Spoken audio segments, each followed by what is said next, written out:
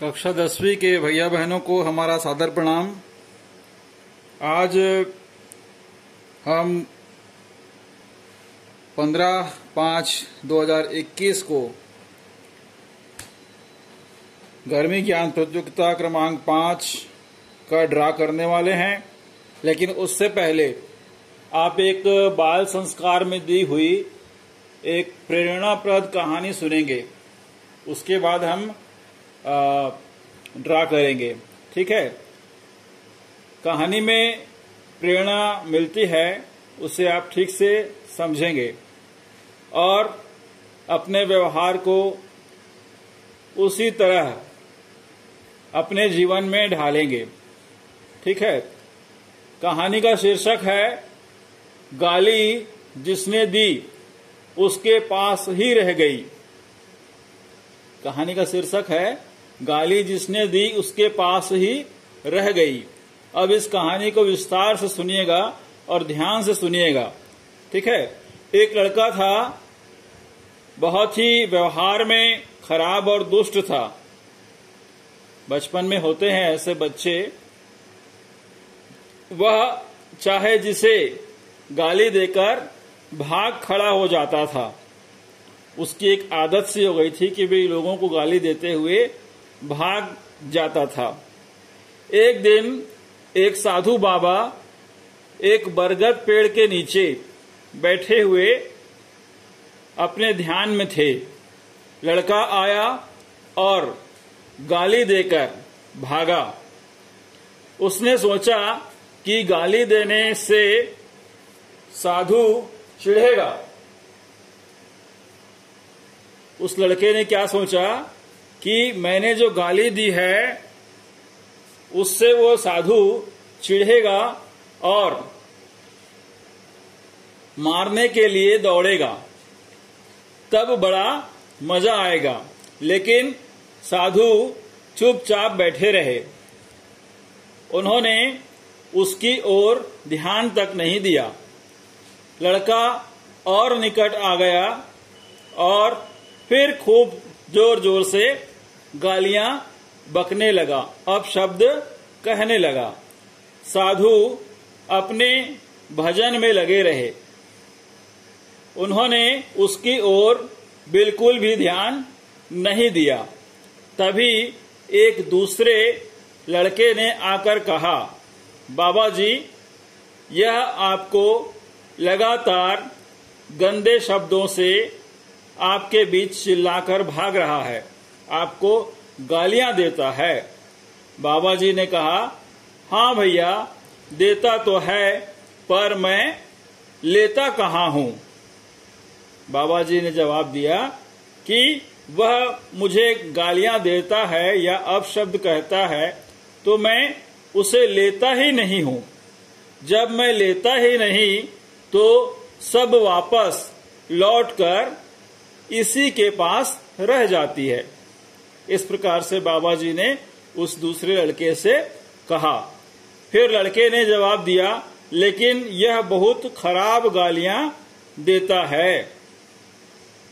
फिर इस पर साधु ने कहा, यह तो और भी खराब बात है, पर मुझे तो वे कहीं नहीं चिपकी हैं। सब की सब इसी के मुख में भरी हुई हैं, इससे इसका ही मुंह गंदा हो गया है।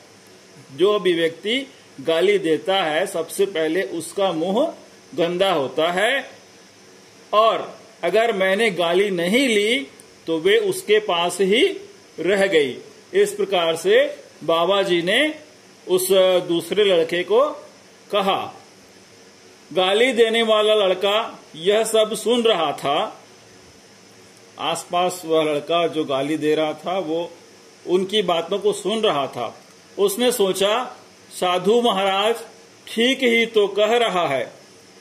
जिसने गालियां दी थी वह सब सुनने के बाद कहता है कि साधु महाराज जी ठीक ही कह रहे हैं।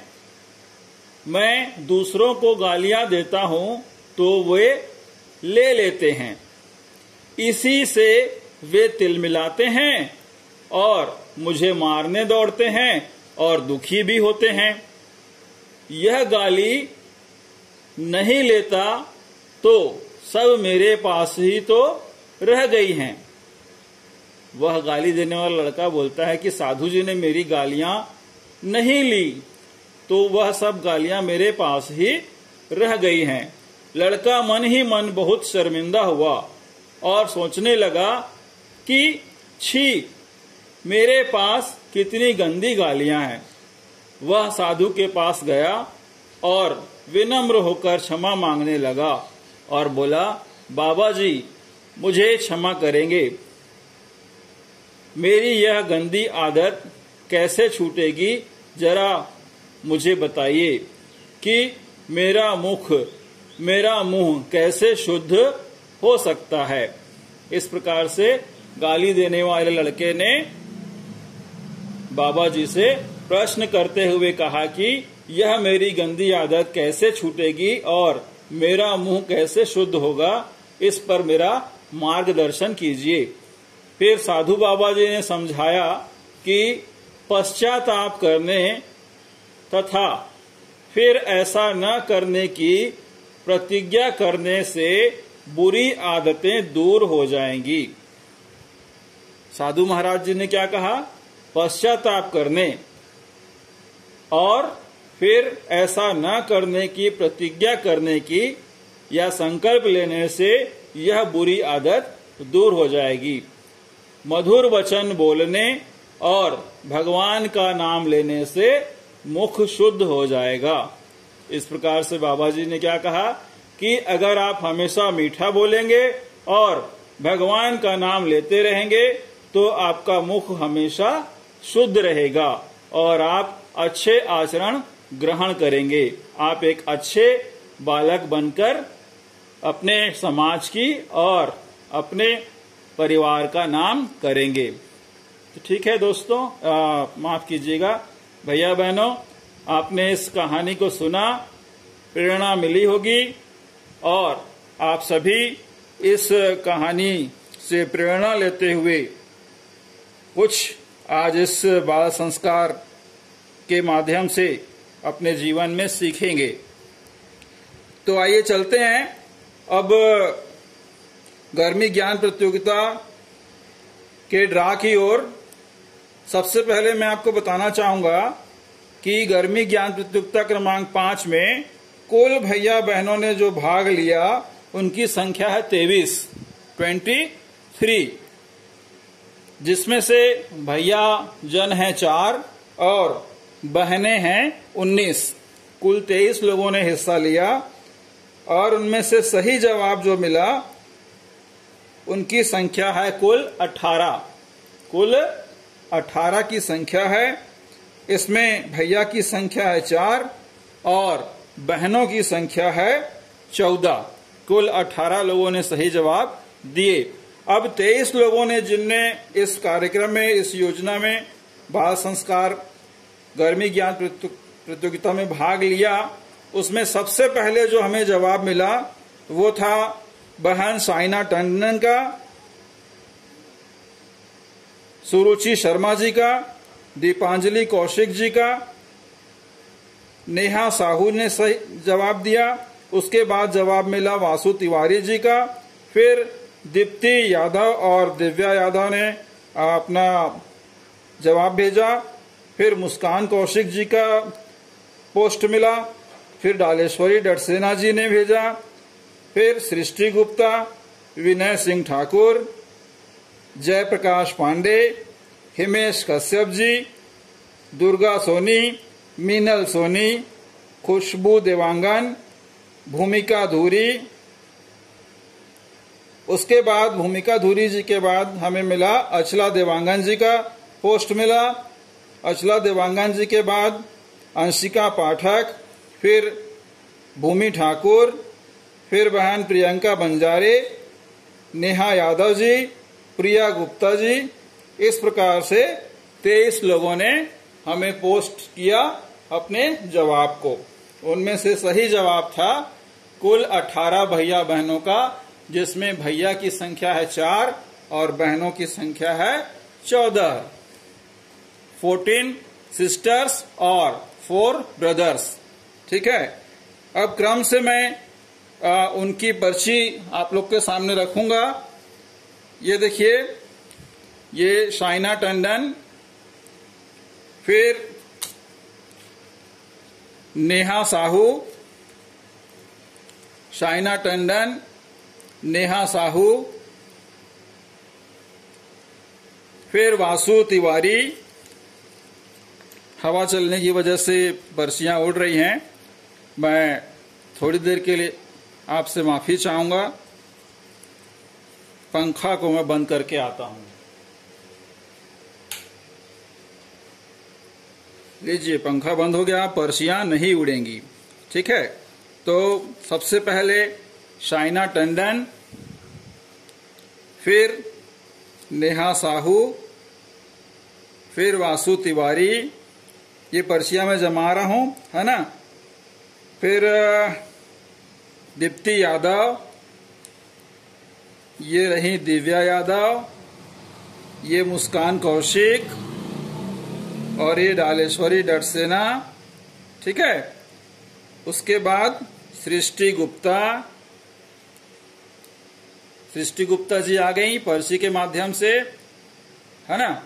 उसके बाद विनय सिंह ठाकुर, फिर जयप्रकाश पांडे, फिर भैया हिमेश कश्यप, फिर मीनल सोनी जी, फिर भूमिका धुरी जी, है ना। उसके बाद अचला देवांगन जी, ठीक है। और फिर अंशिका पाठक जी, अंशिका पाठक जी आ गई। फिर भूमिका ठाकुर, फिर बहन प्रियंका बंजारे और नेहा यादव। ठीक है। तो 18 भैया बहनें सही जवाब दिए हैं। देखते हैं पर्ची कितनी है। 1 2 3 4 5 6 7 8 9 10 11 12 13 14 15 16 17 18। ठीक है। तो गर्मी ज्ञान प्रतियोगिता में 18 लोगों ने सही जवाब दिए हैं। ठीक है। एक जवाब प्रश्न था, धन किरणों की सर्वप्रथम खोज किसने की। ठीक है। तो बहुत से लोगों ने गोल्डस्टीन का नाम दिया, लेकिन उसके आगे का जो नाम था उसे सभी थोड़ा सा सुधार करेंगे। उसका सही नाम है यूगेन गोल्डस्टीन। ठीक है। तो गोल्डस्टीन जी ने सर्वप्रथम 1886 में धन किरणों की खोज की थी। उसके बाद एक प्रश्न था दूसरा, पृथ्वी का उपग्रह किसे कहते हैं। प्रश्न को ध्यान से समझिएगा, पृथ्वी का उपग्रह पूछ रहा है। अगर पृथ्वी के उपग्रह बोलते तो प्रश्न थोड़ा दूसरा रहता, क्योंकि ब्रह्मांड में बहुत सारे पिंड और ग्रह घूमते रहते हैं जो किसी न किसी तरह से पृथ्वी के ग्रह माने जाते हैं, है ना। लेकिन पृथ्वी का ग्रह किसे कहते हैं, तो पृथ्वी का ग्रह सर्वप्रथम चंद्रमा को कहते हैं। ठीक है। तो बढ़ते हैं आगे। इन सभी पर्चियों को हम वापस लपेटेंगे और इसमें से एक पर्ची हम यहां से उठाएंगे। ठीक है।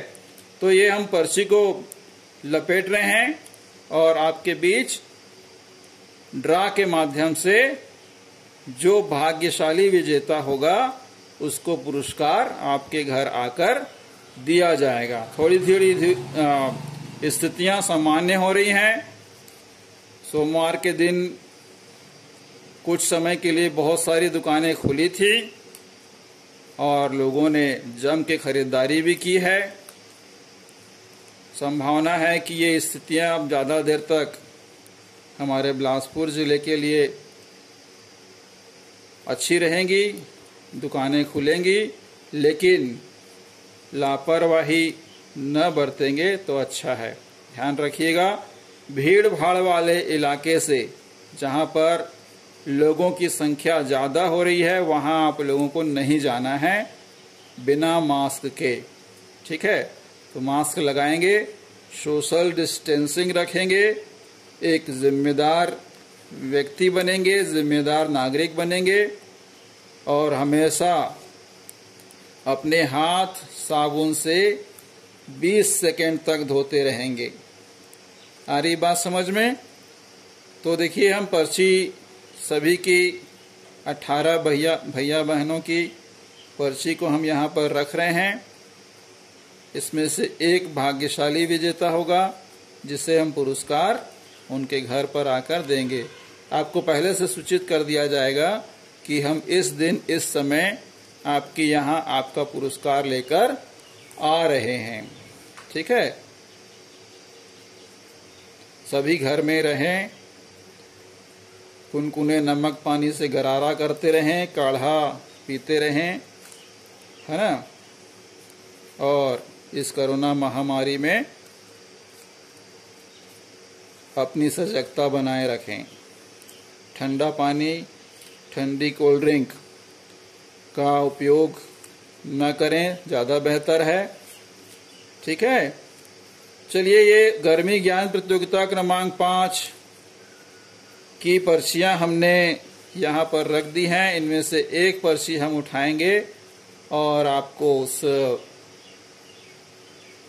विजेता का नाम बताएंगे। हमने पर्ची उठा ली है और ये आपके सामने हम पर्ची लेकर आ रहे हैं। और इस पर्ची में एक नाम है, वो है बहन डालेश्वरी डडसेना जी का। ये देखिए, गर्मी ज्ञान प्रतियोगिता क्रमांक 5 की विजेता बनी है बहन डालेश्वरी डडसेना। तो डालेश्वरी डडसेना जी, बहुत बहुत शुभकामनाएं आपको। आप हमारे गर्मी ज्ञान प्रतियोगिता क्रमांक 5 की भाग्यशाली विजेता बनी हैं। ठीक है, तो सभी अपना ध्यान रखेंगे, स्वस्थ रहेंगे और एक अच्छे विद्यार्थी का परिचय देंगे। ठीक है, तो आज के लिए इतना ही। आपका बहुत बहुत धन्यवाद। स्वस्थ रहिए, खुश रहिए, मस्त रहिए और व्यस्त रहिए। धन्यवाद।